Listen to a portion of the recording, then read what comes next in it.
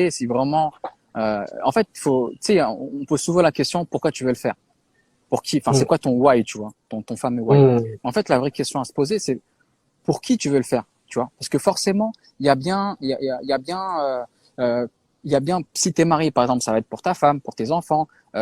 C'est très rarement pour Mhm. soi-même. Je te dis clairement, c'est très rarement pour soi-même. Il y a toujours quelqu'un derrière, tu vois, tes parents, tes frères, tes sœurs, tu vois.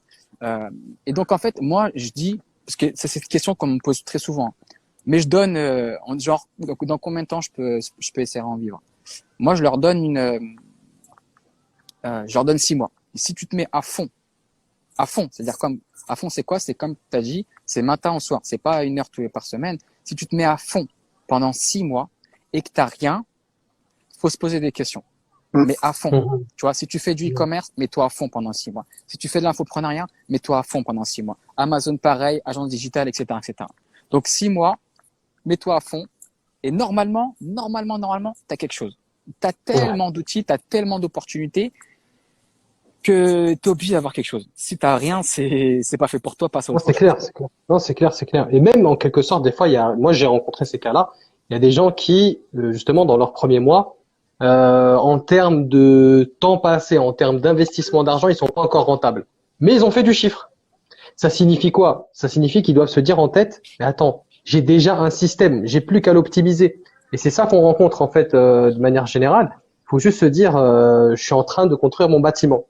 Oui, au début, j'ai que la fondation, j'ai que les piliers, mais c'est le bâtiment qui va m'amener peut-être à Dubaï ou je ne sais où. En fait, tu vois, par exemple, je parlais de ça avec un de mes membres ce matin.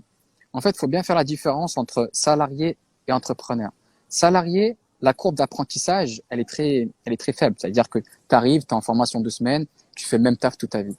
Entrepreneuriat, c'est différent, tu vois. Chaque jour, c'est différent. Et donc, ta courbe d'apprentissage, elle est comme ça, tu vois. Et donc, en fait, c'est le monde, il est différent. L'apprentissage, il est différent. Donc, ta première année, comme on disait tout à l'heure, ma première année, c'est celle qui a été le plus formateur pour moi. Parce que j'ai fait plein d'erreurs, je Mhm. savais ce que je voulais, je savais ce que je voulais pas. Et après, une fois la première année passée, je fonçais. Donc, la plupart, c'est ce que je conseille aux gens qui veulent se lancer dans l'entrepreneuriat digital, c'est de tester plein de choses et de se dire, OK, je suis dans ma phase d'apprentissage. Je ne suis pas rentable, c'est pas grave, mais j'apprends. Parce qu'au bout d'un moment, tu vas savoir ce que tu vas faire et tu vas foncer. C'est pas C'est comme clair. tu vas postuler au McDo, cuisinier ou pas, tu sais que tu vas faire cuisine. Non, là, tu es en train d'apprendre, tu es en train de t'aiguiller, tu es en train de de créer en fait enfin ton avenir en fait, tu vois. Et ça prend du temps. C'est clair. C'est comme là, juste une petite parenthèse. J'ai eu de très gros clients et en termes de process, j'étais pas prêt. De ce fait, bah, j'ai ramé, perdu énormément de temps. Et là, j'ai dit à mon expert, j'ai dit un truc, mon développeur, je lui ai dit, écoute, j'ai pas perdu du temps. J'ai juste appris et le process que je vais créer la prochaine fois, il va nous faire économiser énormément de temps. Donc là, ouais, j'ai perdu, ça fait 6 heures que je fais rien. Et en fait, ces erreurs-là, j'ai appris en fait de mes erreurs. Et c'est là où la prochaine fois, eh ben, j'économiserai à chaque fois 6 heures. Donc, En finalement, vrai, t'as moi, gagné. T'as rien perdu, t'as le, gagné. exactement. Donc, le message, en fait, que t'envoies, c'est investis 6 mois de ta vie. C'est que 6 mois dans ta vie. Et peut-être que ça va complètement transformer ta vie et qu'après ça, bah, t'auras peut-être plus le même état d'esprit. Et d'ailleurs, t'auras peut-être même plus la même situation, qu'au départ. Donc aujourd'hui, juste brièvement, bah, si tu nous parles de Dubaï, parce que tu te trouves là-bas, c'est bien ça. Bah, quel budget, pardon, comme j'ai posé un peu la question à tout le monde, quel budget il faudrait pour pouvoir vivre à Dubaï, je dirais correctement, si quelqu'un il doit se projeter à Dubaï. Alors, avant de répondre à ta question, je vais expliquer aux gens qu'avant d'arriver à Dubaï, j'étais en Tunisie pendant presque Mhm, 2 ans et demi. D'accord. Pourquoi? Parce que déjà c'est mon pays de nationalité, c'est le pays de mes parents. J'allais très souvent en Tunisie. Mais surtout, si vous voulez préparer une expatriation, déjà pensez à la facilité au début. Moi, j'ai vu beaucoup de gens venir aux Émirats, à Dubaï, au Qatar, etc. Et ils sont vite mhm, revenus, tu vois. Pourquoi? Parce que la vie mhm, coûte très cher ici. Si t'es pas prêt physiquement, si t'es pas prêt financièrement, c'est très dur d'assumer. Donc moi, ce que j'ai fait, c'est que j'ai préparé en amont, en Tunisie, mes business. Ça m'a permis d'avoir toujours une très bonne qualité de vie parce que voilà, si tu gagnes plus de 1 000 € en Tunisie, t'es très bien, tu vois. Et en même temps, donc j'avais cette tranquillité au niveau du cerveau pour gérer mes business. et en même temps, j'avais la qualité de vie. Donc, j'avais tout ce qu'il faut. Et c'est quoi? Ben, je me suis dit là, tu sais quoi, c'est pas grave. Je vais te présenter et je vais commencer brièvement en résumant ton parcours. Donc, tu pars de Noisy-le-Grand. Tu étais en France et tu travaillais chez Adidas. Et maintenant, enfin, t'étais tunisien, maintenant t'es émirati. Et puis comment dire, maintenant tu peux racheter le club de Noisy-le-Grand. T'amuses. Bon, bon, écoute, j'en dis pas plus et je te laisse te présenter, je t'en prie. Bah écoutez, encore une fois, merci les gars pour l'invitation. C'est toujours un plaisir de partager un peu notre domaine et aussi de partager euh, quelques expériences pour encourager certains entre nous. Donc moi, j'ai commencé à entreprendre sur Internet en 2017. Euh, j'ai commencé par Amazon FBA, ensuite j'ai fait l'agence digitale, ensuite j'ai fait l'entrepreneuriat et là maintenant je fais du e-commerce, je fais un peu de tout parce que voilà, il y a vraiment des opportunités. Et aujourd'hui, voilà, j'ai acquis certaines compétences et qui m'ont permis justement d'aider plusieurs personnes. Euh, on est à Maintenant, on est à plus de 750 membres sur l'académie Startup Muslim. Euh, et voilà quoi. Donc voilà. Ouais, en soi, c'est un parcours génial. Et ça t'a pris combien de temps pour réaliser ça? On va pas compter peut-être la première année où ça a été difficile. Non, Mais non, je pense que la première année c'est la plus importante, tu vois. C'est le contraire. Comme je te dis, moi 2017, je me suis lancé et là on est en Mhm. 2021 et j'ai commencé à en vivre ça m'a pris un an et demi, tu vois. Ouais. Faut compter en fait un an et demi. Et dans cette année et demie, et finalement, est-ce que psychologiquement, qu'est-ce que ça t'a fait de faire tes premiers revenus sur Internet? Bah écoute, tu sais, quand j'ai vendu ma première vente sur Amazon, c'était janvier 2017, le 14. Quand tu gagnes 5 euros, c'était ma première vente, hein, c'était 5 euros de bénéf et que j'avais rien fait sur le coup, hein, bien sûr, parce qu'il y avait un long travail en amont. Et quand tu Mhm. commences à avoir ta première vente, ta deuxième, ta troisième, ta quatrième, et là, en fait, ton cerveau, il découvre un nouveau monde, en fait. On avait l'habitude d'échanger du temps contre de l'argent, littéralement, de partir charbonner pour revenir avoir un salaire. Là, tu travailles, allez, 3, 4 mois à fond, et après, tu as un système qui travaille pour toi, tu vois. Et une fois que j'ai compris ça, tu vois, j'ai découvert le monde d'Internet, et depuis, j'ai pu lâcher, tu vois. Et ça m'a fait, donc la première vente, la deuxième, la troisième, après, j'ai commencé à avoir des résultats qui étaient lissés. Après, je découvre l'agence digitale. Après, je découvre l'entrepreneuriat. Après, je découvre le e-commerce, dropshipping. Et là, je me dis, mais le physique, parce qu'en fait, je sors d'une mauvaise expérience. J'avais une boîte de transport où j'ai investi beaucoup d'argent, j'ai acheté des véhicules. J'étais vraiment dans le dur. Et, euh, et quand, au même moment, j'ai vu la comparaison des deux mondes, je me suis dit, non, mais c'est pas. Moi, ce que j'étais en train de dire juste avant, c'était qu'on pouvait justement avec Internet diminuer clairement le taux d'imposition qu'on connaît de manière classique pour les entreprises en France. On peut perdre. On peut être saisi jusqu'à 60% de notre chiffre en France. Tandis qu'aujourd'hui, avec Internet, est-ce que c'est vrai qu'on peut descendre proche des 0% et donc avoir plus de cash flow et pouvoir plus investir dans d'autres, En dans fait, les, dans- cet aspect de la fiscalité sur Internet, elle est bien, enfin elle est bien, elle est intéressante d'en parler que pour motiver les gens à réinjecter dans leur propre activité. Moi, j'ai beaucoup de gens qui Mm. viennent me poser la question, qui me disent Yacine, voilà, comment je fais pour créer une société offshore? Je dis attends, doucement. C'est quoi ton projet? Qu'est-ce que tu veux faire? Bah, je veux vendre sur Mhm. Amazon. Je fais ok, t'habites où? En France? Je fais attends, c'est bancal, tu vois. Donc en fait, il faut vraiment Mhm. comprendre que la société offshore, elle est là principalement avant la fiscalité, de te permettre de continuer à faire du business tout en t'expatriant. D'accord. Donc ça, c'est le sujet C'est en même ça. temps de votre truc. Et Exactement. deuxièmement, bien sûr, après, il y a des fiscalités qui sont très avantageuses. Mais avant de penser fiscalité, il faut d'abord que tu crées de la valeur, d'abord que tu crées un Mm. business, d'abord que tu commences à avoir des clients, un projet, tu vois. C'est comme l'optimisation fiscale, mais ne veut rien dire si tu n'as rien à Il optimiser. faut déjà, oui, il faut déjà avoir fait du chiffre. Il faut C'est déjà avoir comme fait. C'est exactement. Et C'est comme justement, ouais. ouais, pardon, excuse-moi de te couper, mais est-ce que c'est finalement si difficile que ça? Toi qui travaillais auparavant, si je me trompe pas, hein, à Adidas, aux Champs-Élysées, c'était peut-être dur, t'avais peut-être des horaires un petit peu durs, fallait être là de 8 heures. Est-ce que quelqu'un qui est sur son PC de 8 heures à, je dis 18 heures, sachant qu'il prend pas les transports, donc il va rester focus, etc., quelqu'un qui bosse dur comme ça pendant des mois, est-ce que, voilà, il a ses chances et il va obtenir des résultats? La réponse, elle est que lui qui l'a. S'il veut vraiment se débrouiller, si vraiment pour pouvoir avancer dans mes projets. Alhamdoulilah. Donc, j'étais en Tunisie pendant des années jusqu'à ce que mes revenus commencent à stabiliser, à commencer à être plus importants. Et donc, du coup, j'ai pu me permettre de venir aux Émirats. Concernant les Émirats, pour répondre à ta question, à Dubaï plutôt, faut savoir que déjà, il y a Émirats et Émirats. Parce qu'il y a Émirats et Dubaï. Parce que c'est pas pareil la vie à Dubaï et c'est pas pareil la vie à Sharjah à côté. Ce sont les États qui sont autour. Et dans Dubaï, t'as deux Dubaï. T'as Dubaï où ça coûte cher. Enfin, t'as même trois, mais il y a une autre catégorie. C'est pas de notre niveau.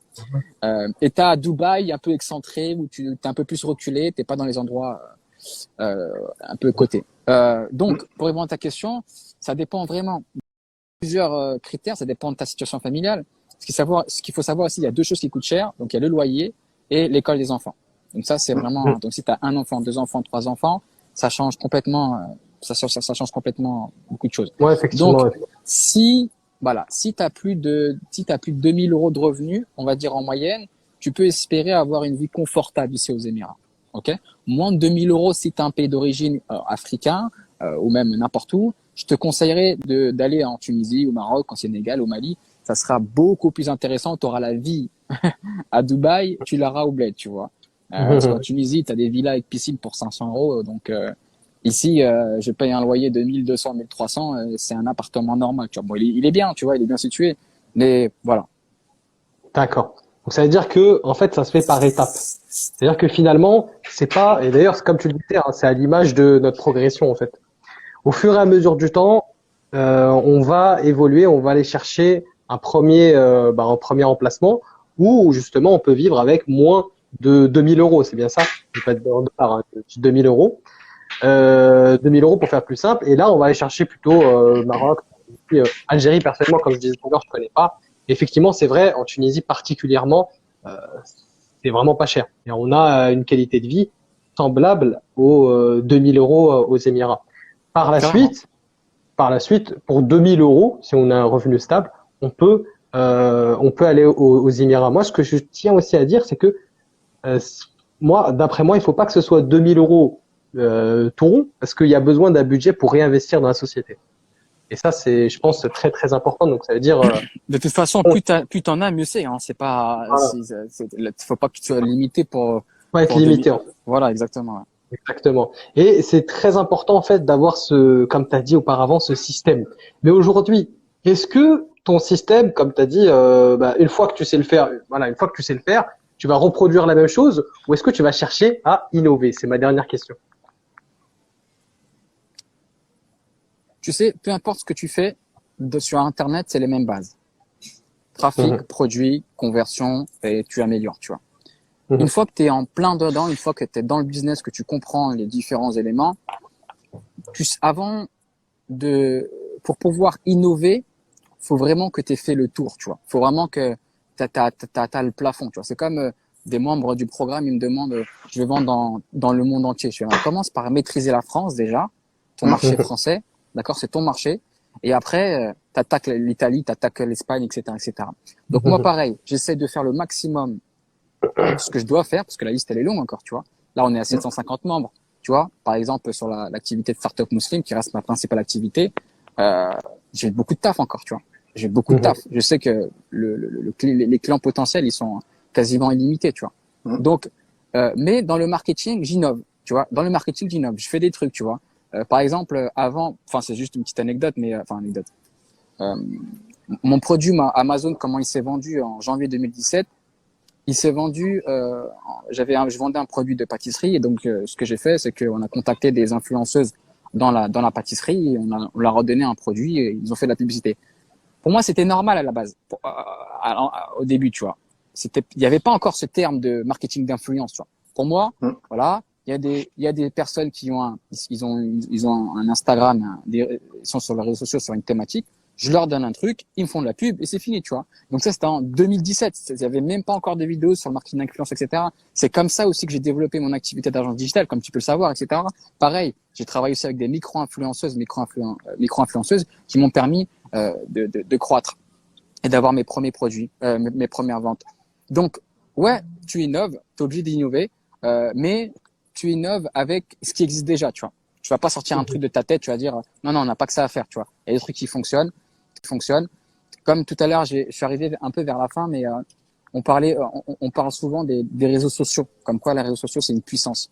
Oui, c'est vrai, mais on oublie très très souvent, et ça je l'ai dit dans la conférence, je sais pas si tu te souviens, c'est que on oublie très souvent les régies publicitaires, la régie publicitaire de Facebook, la régie publicitaire d'Instagram.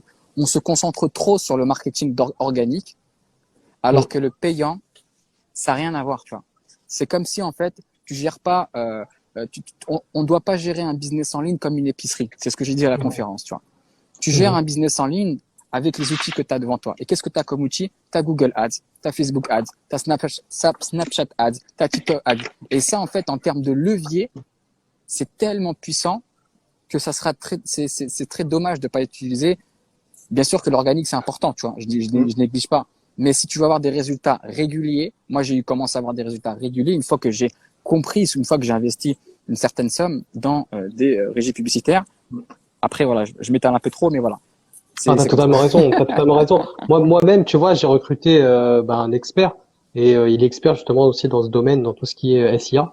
Et c'est indispensable. Aujourd'hui, si tu fais pas de la publicité payante, ben c'est un peu comme si t'avais pas envie de décoller.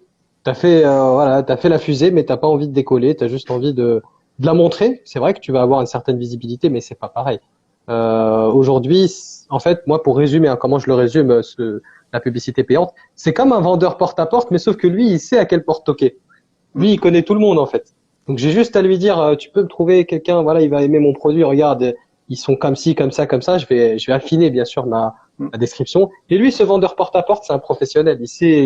Il sait comment, Non seulement c'est un professionnel, mais en même temps, c'est que des robots qui vont aller partout en même temps. voilà. Toi, tu dois pas. C'est pas pareil, tu vois. C'est beaucoup plus puissant, tu vois. Toi, tu vas rester comme ça, tu vas appuyer. Ok, je vais dire. Après, c'est pas aussi simple que ça, bien sûr. Hein, Oui, bien sûr. Mais il y a tout. En fait, voilà, il faut juste être formé sur le domaine pour pouvoir commencer. Au fur et à mesure, on affine ses capacités jusqu'à devenir un expert. Et d'ailleurs, c'est l'un des domaines que je vais proposer dans ma prochaine formation. Donc, parce que c'est indispensable. On peut pas faire un business sans avoir un minimum d'expertise dans ce sujet, parce que ça apporte énormément. Et ce qui est surtout hyper important, c'est que quand on n'a pas certaines compétences en interne, c'est de trouver des personnes qui ont ces compétences-là et travailler avec ces personnes-là. Ça fait gagner énormément de temps, surtout quand on se lance, surtout quand on se retrouve face à des freins, plutôt que de perdre du temps, parce que là, pour le coup, on le perd. Et on C'est clair. mais le mieux, c'est d'avoir des personnes, des formateurs, du coup, comme Yacine, qui nous accompagnent sur des sujets qu'ils maîtrisent, qui a une expérience sur ces thématiques-là. Du coup, c'est vraiment moi le conseil que je vous donnerais, c'est ça, c'est d'être accompagné des meilleurs. Ensuite, par l'expérience et les connaissances qu'ils vont vous partager, grandir plus facilement et grandir du coup et pousser dans la bonne direction. En fait, pour moi, comme tu as dit, tu as parlé de temps, pour moi, c'est la monnaie. La seule monnaie qui se dévalue pas. Une fois que tu l'as perdu, ton temps, par contre, tu peux pas le rattraper. L'argent, tu peux le rattraper, mais ton temps, ça y est, il est perdu. Si pendant 2 ans, tu as ramé, il faut te poser des questions. C'est pire qu'avoir perdu de l'argent, en fait. Donc, écoute, honnêtement, tu nous as apporté beaucoup de contenu, beaucoup de valeur. On a même dépassé les 10 minutes tellement c'était, on les avait pas vu passer. Faut pas me lancer, moi, je te dis clairement. On est parti pour la soirée, là. C'est magnifique parce que ça se voit. En plus, tu prends beaucoup de plaisir à en parler. J'adore parler avec toi. Franchement, c'est magnifique. On apprend. C'est génial. Franchement, voilà, top. Ouais, on a appris merci énormément. pour l'invitation, en tout cas.